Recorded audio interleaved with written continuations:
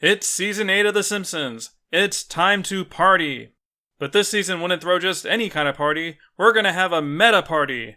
We're gonna have some drinks, play some games, and then point out how the party fits into our typical themes and narratives. Maybe at the end we'll learn something about ourselves. Right here we have that always interesting sophomore season for Simpsons showrunners, where the change in style isn't going to be driven specifically by new leadership in the writing room. No, this is that follow-up season about trying different things, or tweaking what worked and didn't work. Last time I talked about how Season 7 hit that perfect balance between the traditional character-driven stories of the past and trying experimental concepts for the future. Whereas with Season 8, in a weird way, feels like the upscale version of that, where they do similar concepts, pushed a little more toward the experimental side of things, but everything is generally a little classier, a little more high concept, and generally more relaxed and easygoing. Generally. Season 8 aired from October 1996 through May of 1997, and oh boy can you tell from its attitude. This is like the most 90s thing the 90s has ever 90s, or at least our nostalgic rose-colored glasses version of the 90s. Season 8 loved that party atmosphere, was very much motivated by characters wanting to have a good time. It often kicks off our story, like Marge wanting to host a dinner party, Marge and Homer going to the Springfield waterfront, or it's simply being St. Patrick's Day. Sometimes the party will come completely out of nowhere. Boom, burlesque house. Boom, gay steel mill. Like Season 8 loved the party so much that they have trouble closing out their episodes without one. With Rodney Dangerfield, you kinda have to end with an inexplicable party. You just start to wonder why they're closing out their marriage crisis episode with hot pants on the beach, and their Santa's Little Helper story with a Bob Marley sing-along. It's like Dr. Nick injected the whole season with drugs. Actually, that's probably the explanation. They party so much because the Simpson family is on drugs for so much of it. Especially Bart. But especially Lisa. Anyway, when Season 8 isn't partying though, it's shopping. Sometimes doing both at the same time. The Simpsons has always done jokes about consumerism and stuff like that, but here's where that upscale 90s factor comes into it again. The previous year, they did an observational take on traditional department stores, like the Try and Save, maybe a crappy outlet mall, whereas Season 8 loved these preppy outdoor waterfronts, specialized shopping districts, campy collectible shops, and high-tech gadget stores. I mean, there's only so many jokes the writers can really do with Marge at the grocery store. If we have to do the scene, let's do one with Mr. Burns instead. It's a combination of the writers moving on from certain concepts, as well as capturing that evolving retail landscape of the 90s. Compared to Season 7, which was really focused on self-image and perception being reality, Season 8 took a more passive and relaxed perspective. The overarching message evolved into a relax, stop trying to change others sort of vibe. We see in the Sherry Bobbins episode, for example, that she simply can't change The Simpsons. They literally sing a song celebrating that fact. Frank Grimes very fruitlessly tries to point out the problems with Homer. Then you have the failed morality crusades, like Marge versus the Maison Derriere, and Springfield's experiment with Prohibition. In two separate episodes, Lisa learns a hard lesson that people fundamentally never change. Ironically, the only characters that have some sense of self-improvement are Ned Flanders and Sideshow Bob of all people, and even Sideshow Bob gets punished for no apparent reason. They are very explicit about the problems of the world and the flaws within their characters. They certainly aren't portraying this as some kind of 90s utopia. But it's not necessarily a season about achieving anything, or actively trying to fix these problems. Frank Grimes is always going to fail. Kang is always going to be elected president. Aside from Homer's phobia and the secret war of Lisa Simpson, most of the character growth storylines go to the supporting cast. The Simpson family has been smacked down so many times by circumstances that cynical complacency has set in. As you can imagine, the jokes in Season 8 continue to be on the subversive side of things. You can't hammer home these cynical messages without a metric ton of subversive humor. I wouldn't necessarily characterize it as being full of screw the audience jokes, like there are a bunch of them scattered throughout, all these fake punchlines, but never to the degree of Season 6 or anything. Season 8 was more interested in deconstructing the conventions of TV itself. Like, consider the Lester and Eliza ending in Season 7 as the starting point. Season 8 will do the Simpsons spin-off showcase, a straight-up lampooning of 3 styles of programs. They'll do stuff like Burns Baby Burns and A Millhouse Divided, where they set up this central conflict that we're meant to care about, and then in the end, the characters are like, no thanks, to the trite happy ending. Season 8 stories love to keep you guessing. They love to throw in these narrative hooks for the audience, and then go in a completely different direction. It's more of a screw the narrative mentality. Much like the previous year, Season 8 incorporated a ton of awkward and cringe humor throughout. The distinction here is that it's less cringe, like in the Homer Palooza sort of way, and more in the Kirk walking into Pulp Fiction category. Season 8 loved to roll around in generally awkward situations, where the characters simply don't connect well, are put in uncomfortable moments, or are just big ol' weirdos. Grade School Confidential is essentially one long parade of awkward situations, culminating in the biggest, most publicly awkward moment of the year. Season 8 is considerably wackier than Season 7, thanks to episodes like Mountain of Madness and the spin-off showcase. They definitely weren't afraid to embrace the cartoonier side of The Simpsons, especially during their action scenes. Now, that isn't to say that the super down-to-earth and observational bent to the show disappeared. They definitely love them some boring humor, like the cider mill and that park ranger guy. Come on, these are still Oakley and Weinstein seasons. There is going to be observational humor here. Season 8 was really into combining the two different styles, juxtaposing a mundane conversation against a wacky backdrop. The wackier elements resulted in a season that is more surreal than usual.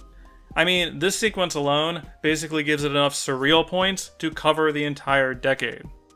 But it didn't shy away from stuff like Reverend Lovejoy speaking directly to the saints, or Sherry Bobbins being able to perform magic. They didn't go crazy with all this, it wasn't constant fantasies and cutaways like the old days, but compared to last year, things got a little more loosey-goosey. One of the weirder things about Season 8 is how much it really seemed to hate television, which is kind of ironic for a season with so many meta episodes. Maybe it's because they were too busy partying, but this was not a year about characters watching TV. The writers didn't pepper its stories with cutaways to TV parodies and pop culture references. Like even the Itchy and Scratchy and Poochie show, an episode all about television, starts out with the characters not watching it. When TV did get involved, it was mostly informational videos with maybe a prison special or promo thrown in there. If you've ever wanted to get a sense of the differences between Oakley and Weinstein's style and Gene and Reese's, Season 8 is a good place to do it. Al Jean and Mike Reese produced 2 episodes here, the X-Files crossover and the Sherry Bobbins one. You get to the Springfield Files, and it's immediately way more referential. Opening with references to Donkey Kong and Waterworld, name-dropping Urkel and TGIF, the whole Leonard Nimoy framing device. I'm not saying that Oakley and Weinstein's shows weren't referential, they definitely were. They just weren't as punchy about their homages.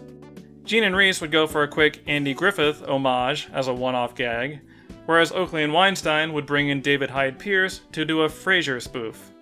There's nothing wrong with either style, it's just very noticeable in this year in particular. Instead of creating fictional TV shows, the writers were more interested in the news. This was a pretty big Kent Brockman year. Most of the storylines were kicked off by current events that needed to be set up, or the Simpson family would drag Kent into their situation. It wasn't just about satirizing the media circus though, they were more apt to use Kent Brockman for commentary, either grandstanding for a cause or presenting a human interest piece. Naturally, this heightened sense of media coverage had the expected result in Springfield. A heightened sense of mob mentality and panic. It's almost like, after taking a full year off, Springfield was ready to punch each other in the face again. That's the most pronounced difference between Season 7 and 8, that the show evolved into something more topical and satirical. Season 7 was a much more insular season, much more about getting back to the family, doing these character-driven affairs that teach us about who they are, and dump most of their satire into a couple specific episodes. Season 8 is the extroverted younger brother, much more interested in getting out there and exploring as many different topics as possible. Let's talk about Silicon Valley, let's talk about divorce, let's talk about homosexuality, executive meddling, recycling, women in the military. If there's a trend happening in the 90s, or an important current event, they're not going to worry about being timeless. And most importantly, they're not just going to keep reliving the glory years. If they have to do a Homer-Marge relationship crisis, let's tell it through the lens of Kirk and Luann's divorce. They were really great at using these external topical events to shake up these tired story concepts. Honestly, this is my absolute favorite thing about Season 8. This feeling of wanting to shake things up and experiment with the show. It's like Oakley and Weinstein put on their berets and declared, "The Simpsons is in danger of growing stale. We're taking it to strange new places." But instead of making pretentious music, they'll do these grand meta episodes, deconstructing the entire show. You really get the sense that they were swinging for the fences with some of these concepts. Maybe some experiments were a little uneven in places, a bit too cute for their own good, but I really respect that they went for it. I would never ever accuse Season 8 of being more of the same. In terms of guest stars, Season 8 mostly stuck to them playing original characters. It didn't have something like Radioactive Man or Homerpalooza to bring those celebrities into Springfield. Honestly, they had to set up some pretty extreme situations to get Tim Conway and Michael Buffer in town. Season 8 preferred a more meta and referential approach to its guest stars, having them play their usual characters in a crossover or do homages to their work. This obviously isn't the first time The Simpsons did something like this, but these tended to be more elaborate and designed into the crux of the stories. As for our secondary characters, Mr. Burns had yet another standout year, being prominently featured in 2 episodes while playing key roles in a couple others. Chief Wiggum continued being the most omnipresent of the secondary characters. The writers seemed to really fall in love with Wiggum around this time, relished the opportunity to write a spin-off about him. By hook or by crook, Wiggum was going to find a way into the plot. This was another year where there weren't as many Springfield Elementary plots, so Skinner and Krabappel didn't show up as consistently. However, they did have Grade School Confidential to even things out. Other characters, like Nelson, Ned Flanders, the Van Houtens, and Reverend Lovejoy, got their moments to shine. From a developmental standpoint, Season 8 was pretty important for Comic Book Guy and Agnes Skinner. Neither character appeared very often, but were being pushed into their modern stereotypes. Comic Book Guy gets his worst episode ever rant here, further cementing him as the nitpicky audience stand-in. And Agnes became harsher than ever. Marge may have forgotten her name, but she's certainly not going to let the audience forget who she is going forward. And while we're at it, let's throw Lenny and Carl into this category too.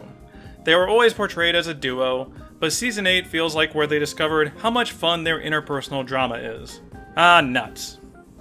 However, the biggest winner of Season 8, by far, is Janie, who got 2 separate speaking roles this year, a new personal best. Seriously though, the real winner is Moe. And I don't think it's really that close. I think what's great about Moe during this year is how many different sides of his personality we get.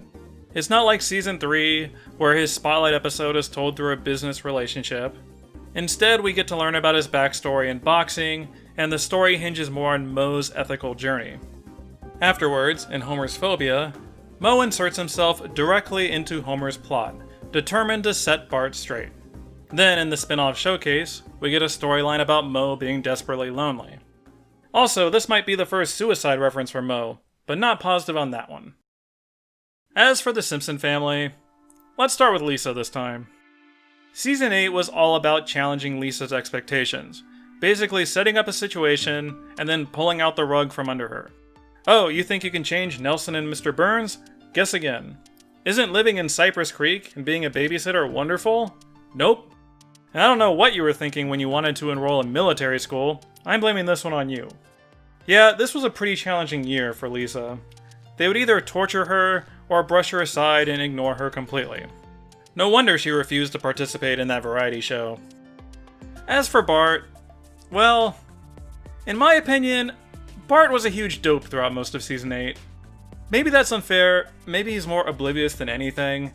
They just really enjoyed portraying him as not really knowing what's going on, being completely wrong about the situation, or making incomprehensibly stupid decisions. The Canine Mutiny should have been called Bart Simpson is Trash, because wow is he a failure at everything. Now to Bart's credit, we do see a more supportive side of his personality.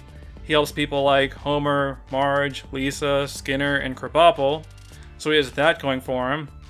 But he's mostly a huge dope. Sorry, Bart. I have absolutely no idea what's going on with Marge. I kind of want to skip her. The first half of the season is her nagging the plot in every single episode. But then in the second half, she mellows out. I don't know if her failing at pretzels broke her brain or what. Then she settles into a more supportive role, like being impressed by Homer being the beer baron, giving Homer advice about Frank Grimes, and becoming the listen lady. I guess Marge's saving grace here is that she's still absolutely adorable. The writers continue giving us corny and charming Marge moments. As for Homer, I think we got a more sensitive version this year. He's like the wacky food monster who's always worried about something. We get episodes like Mountain of Madness and Homer's Enemy, where he's actively trying to appeal to his coworkers. The Poochie episode, where he gets protective of his character. 2 different episodes where he worries about his marriage. When Homer isn't coming up with some wacky scheme, he's worrying about relationships, sometimes at the same time. Season 8 is sometimes considered a turning point in Homer's characterization, thanks to Frank Grimes, but I don't think I agree. Homer is portrayed as extremely ignorant sometimes, especially in this episode, but I don't think there's really much jerk-ass overall. I know there were some pretty hardcore fans who hated the direction they took with Season 8, that it wasn't as character-driven or as emotional as the olden days. Like, it should be clear by now that I love a spoonful of sugar in my Simpsons episodes. You're not really gonna find that here. But I love that we got such a cerebral and wacky and experimental season of The Simpsons, that it had such a laid-back and modern style compared to everything else before it. When talking about Season 8 as a whole, I know I'm probably supposed to describe it as being the end of an era for The Simpsons. It's certainly the end for Oakley and Weinstein's great tenure running the show. But I don't like to think of it that way. I like to think of Season 8 more as a bridge season for The Simpsons. It was all about trying new things and opening up fresh concepts for the future. Stuff like the Van Houten's divorce, the Lisa Milhouse-Nelson love triangle, the Frank Grimes saga, and the Skinner-Krabappel relationship, all of these story concepts had a huge influence on the later years. To this very day, Kirk and Luann are still mostly defined by their dysfunctional relationship. I think what you want out of a Season 8 of any TV show is for the writers to give you something new, keep their standards high, and then leave it in a place where there are new exciting possibilities. Oakley and Weinstein managed to do that. So maybe they were right to fill all these episodes with so much partying. Why stop the party now, right? Let me know in the comments what you think of that Season 8 style and your favorite moments from it. Maybe it's because I was rewatching it in 2020, but I was really struck by how fun it was. 1997 really was a fun time for people not named Lisa. I'll be back next time with the top 10 list, after I figure out how to break this 7-way tie for 4th place. Perhaps I should consider drawing names out of a hat. We'll see. As always, thanks for watching.